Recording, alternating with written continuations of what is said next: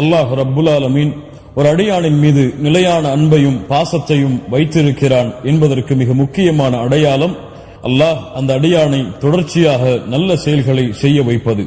அதை போல அல்லது அதைவிட மேலே ஒரு அடியானின் மீது அல்லாஹ் ரப்புல் ஆலமீன் அன்பையும் பாசத்தையும் வைத்திருக்கிறான் என்பதற்கு மிக முக்கியமான அடையாளம் அல்லாஹ் ரப்புல் ஆலமீன் பாவங்கள் செய்ய விடாமல் அவனை தடுப்பது. ஆம், பாவங்கள் செய்ய விடாமல் அல்லாஹ் தடுத்தால் அல்லாஹ் ரப்புல் ஆலமீன் அவன் மீது உண்மையான அன்பை வைத்திருக்கிறான் என்பதற்கு வெளிப்பாடு அதுவே. கண்ணியத்துக்குரியவர்களே, இந்த உலக வாழ்வில் மூமினை அல்லாஹ் ரப்புல் ஆலமீன் சோதிப்பதற்காக பல சோதனைகளை இந்த உலகத்திலே வைத்திருக்கிறான்.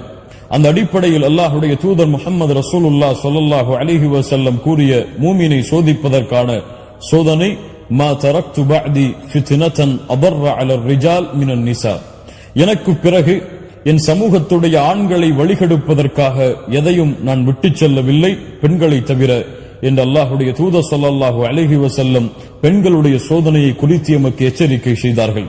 இப்படி முன்னால் வாழ்ந்த காலத்திலே ஒரு மனிதர் ஒரு பெண்ணால் சோதிக்கப்பட்டு அவரை அந்த சோதனை எவ்வளவு தூரம் அழைத்துச் சென்றது என்பதை கொஞ்சம் கேளுங்கள். கண்ணியத்துக்குரியவர்களே, முன்னால் வாழ்ந்த காலத்திலே புர்சீசா என்ற ஒரு வணக்கசாலி இருந்தார். ஊர்வாசிகள் எல்லாம் அவரை ஒரு வணக்கசாலியாக அல்லாஹ்வை வணங்கக்கூடிய அடியாராக கருதினார்கள். ஆம், அவரும் அப்படித்தான். சதா நேரமும் அல்லாஹ்வை ஒரு தனிமையில் இருந்து கொண்டு வணங்கிக் கொண்டே இருப்பார். ஷைத்தான் இவரை சோதிக்க நாடினான். அந்த ஊரிலே 3 சகோதரர்கள் வசித்தார்கள். அந்த 3 சகோதரர்களுக்கு ஒரு சகோதரி இருந்தால் மூவரும் அல்லாஹ்வுடைய பாதைக்காக ஜிஹாதிற்கு கிளம்ப வேண்டும் என்ற காரணத்திற்காக ஊர்வாசிகளிடத்திலே விசாரித்து புர்சீசாவுடைய பாதுகாப்பில் சகோதரியை வைத்துச் சென்றார்கள். புர்சீசா தன்னுடைய வீட்டுக்கு அருகிலே ஒரு வீட்டிலே அந்த பெண்ணை தங்க வைத்து உணவென்று தேவைப்பட்டால் கதவை தட்டி உணவை வைத்துச் சென்றார். ஷைத்தான் அவரை சோதிக்க நாடினான். உள்ளத்திலே வந்து சில தடுமாற்றங்களை ஏற்படுத்தினான். புர்சீசா, தினமும் உணவை வைக்கிறாய், அந்த பெண்ணுக்கு அந்த பெண் சுகமாக இருக்கிறாளா என்பதை நீ எப்படி அறிவாய்? அந்த பெண்ணுக்கு சலாம் சொல், அந்த பெண் பதில் சொன்னால் அந்த பெண் சுகமாகத்தான் இருக்கிறாள் என்பதை நீ அறிந்து கொள்ளலாம். புர்சீசா நாளடைவில் அந்த ஷைத்தானுடைய கூற்றுக்கு கட்டுப்பட்டு அந்த பெண்ணுக்கு சலாம் சொன்னார். அந்த பெண்ணும் பதில் சொன்னார்கள். புர்சீசா அந்த நிகழ்வை அப்படியே தொடர்ந்து கொண்டிருந்தார். மறுபடியும் ஷைத்தான் பல ஆண்டுகளுக்கு பிறகு வந்தான். புர்சீசா, அந்த பெண்ணுக்கு சலாம் சொன்னாய், சரி, அந்த பெண்ணுக்கு ஏதாவது தேவை இருக்கிறதா என்று ஏன் கேட்க மாட்டாய்? நீதான் அந்த பெண்ணுக்கு பொறுப்பாளி. அந்த புர்சீசா ஷைத்தானுடைய சூழ்ச்சிக்கு மறுபடியும் தன்னை உட்படுத்திக் கொண்டார். அந்த பெண்ணிடத்திலே சென்று சலாம் சொன்னார். சுகமாக இருக்கிறீர்களா, ஏதாவது தேவை இருக்கிறதா என்று கேட்டார். தேவை இருந்தால் அந்த பெண் சொன்னால் அந்த தேவையை புர்சீசா நிறைவேற்றினார். மறுபடியும் உள்ளத்திலே வந்தான். ஷைத்தான் கூறினான், வெளியே நின்று பேசுகிறாய், மக்கள் பார்த்தால் என்ன நினைப்பார்கள், உள்ளே சென்று பேசு என்று சொன்னான். புர்சீசா அதற்கும் கட்டுப்பட்டார். வணக்கசாலியாக இருந்தவர், அல்லாஹ்வை அஞ்சியவர். ஷைத்தான் எந்த வழியில் சோதித்தாலும் அந்த சோதனையில் வெற்றி காண்பவர்.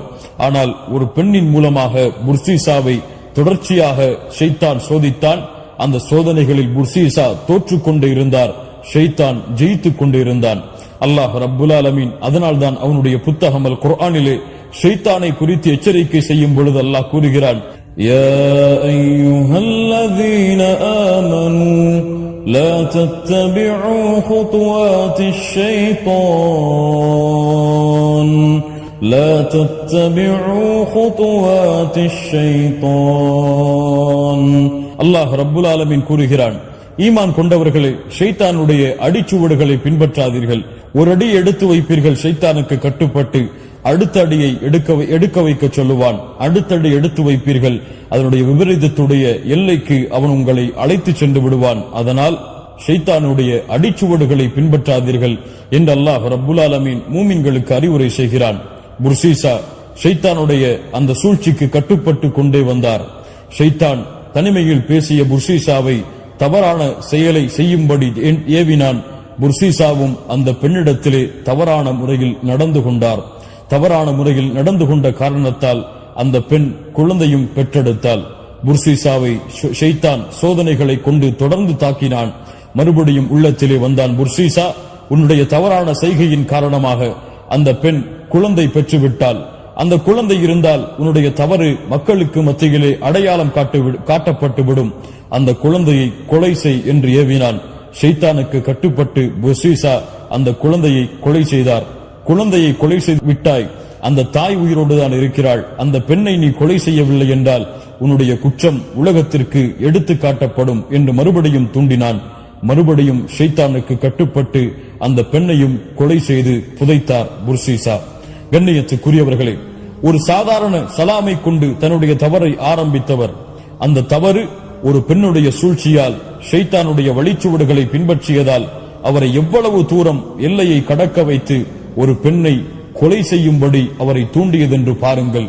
ஷைத்தானுடைய சோதனை இன்னும் நிற்கவில்லை. ஷைத்தான் அவனுடைய ஒரு நாட்டத்தை நிறைவேற்ற அந்த சோதனையை இன்னும் தொடர்ந்து கொண்டிருக்கிறான். வெளியூருக்கு சென்ற, அல்லாஹ்வுடைய பாதைக்காக சென்ற அந்த 3 சகோதரர்களும் திரும்பி வந்தார்கள். சகோதரியை தேடினார்கள். புர்சீசாவுடைய குற்றம் வெளியே வந்தது. எப்படி வெளியே வந்தது? புர்சீசா இதற்கு பிறகு என்ன சோதனைகளை கொண்டு சோதிக்கப்பட்டார், அவருடைய எல்லை எவ்வளவு தூரம் சென்றதென்பதை பார்ப்போம்.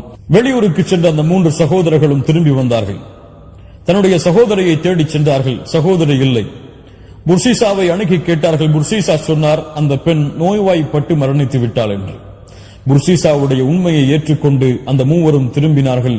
ஷைத்தான் அந்த 3 கனவில் வந்தான். உண்மையை எடுத்து காட்டினான். அந்த பெண் அடக்கமாகிய இடத்தையும் எடுத்து காட்டினான். 3 சென்று பார்த்தார்கள்.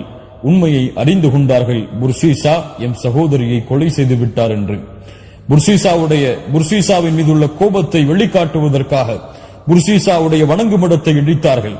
புர்சீசாவை மக்களுக்கு முன்னால் அழைத்து வந்து உண்மையை வெளிப்படுத்தி அனைவரும் அடித்து அவரை தாக்கினார்கள். அந்த நேரத்தில் ஷைத்தான் வந்தான். புர்சீசா, நான் யார் தெரியுமா? புர்சீசா சொன்னார், எனக்கு தெரியாது, நான் தான் உன்னை வழிகெடுத்தவன். அப்படியா? நான் எப்படி உன்னை வழிகெடுத்தேனோ அது போன்று உன்னை ஒரு இப்படிப்பட்ட சோதனையில் இருந்து உன்னை பாதுகாக்கிறேன். ஒரே ஒரு செயலை செய்ய வேண்டும். இவ்வளவு செய்துவிட்டேன், என்ன அந்த ஒரு செயல்?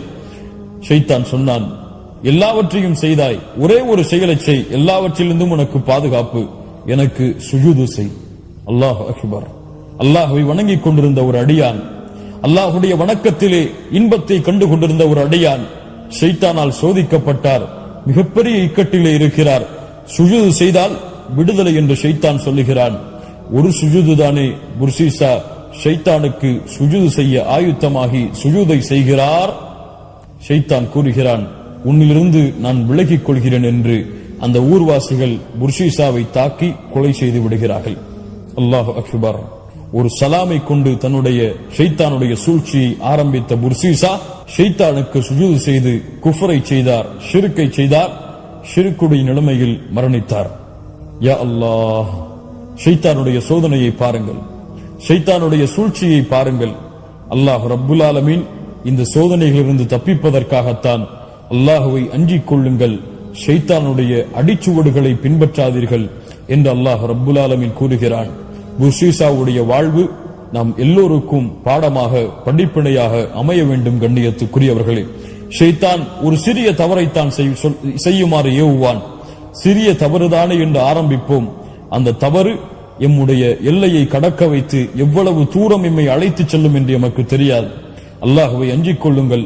அல்லாஹுவை அஞ்சக்கூடியவர்கள் எல்லா நிலையிலும் அல்லாஹ்விடத்திலே வெற்றியாளர்களாக கருதப்படுவார்கள்.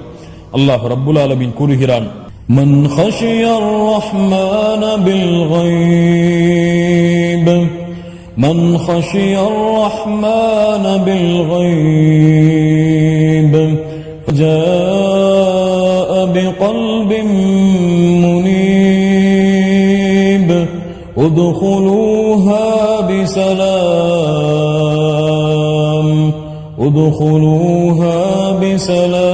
بسلام ذلك اليوم الخلود. அல்லாஹ் ரப்புல் ஆலமீன் கூறுகிறான், யார் மறைவிலே அல்லாஹ்வை பயப்படுவார்களோ, அல்லாஹ்விடத்திலே தங்களை ஒப்படைத்து வருவார்களோ, நாளை மறுமையில் அவர்களை பார்த்து சொல்லப்படும் உதுகுலூஹா பிஸலாம் ذلكல் யௌமுல் குலூத், இந்த சொர்க்கத்திலே நீங்கள் அமைதியோடு நுழையுங்கள், இதுதான் நிரந்தரமாக நீங்கள் தங்கும் நாளாகும் என்று. கண்ணியத்துக்குரியவர்களே, இந்த அழைப்பு எமக்கு நாளை மறுமையிலே அழைக்கப்பட வேண்டும் என்றால் அல்லாஹுவை பயந்து கொள்ளுங்கள், ஷைத்தானை அஞ்சிக் கொள்ளுங்கள், ஷைத்தானுடைய ஏவல்களை விட்டு எம்மை பாதுகாத்துக் கொள்ளுங்கள். சிறிய தவறுதானே, ஒரு பெண்ணிடத்திலே சலாம் கூறுவதுதானே, ஒரு பெண்ணை பார்ப்பதுதானே, ஒரு பெண்ணிடத்திலே தேவைக்காக பேசுவதுதானே, ஒரு பெண்ணிடத்திலே பேஸ்புக்கிலும் வாட்ஸ்அப்பிலும் சேட்டிங் செய்வதுதானே என்று தவறுகளை செய்ய ஆரம்பித்தால் அந்த தவறு எம்மை எவ்வளவு தூரம் அழைத்து செல்லும் என்பதை இந்த புர்சீசாவுடைய வாழ்வு எமக்கு எடுத்துச் சொல்லுகிறது. அல்லாஹுவை அஞ்சிக் கொள்ளுவோம், அல்லாஹுவை பயந்து கொள்ளுவோம். அல்லாஹ் பாவங்களை விட்டு பாதுகாக்கக்கூடிய நல்லடியார்களுடைய பட்டியலில் அல்லாஹ்விடத்திலே எம்மை இணைத்துக் கொள்ளுமாறு கரமேந்துவோம். அல்லாஹ் எம்மை பாதுகாக்கட்டும். அஸ்ஸலாமு அலைக்கும் வரஹ்மத்துல்லாஹி வபரகாத்துஹு.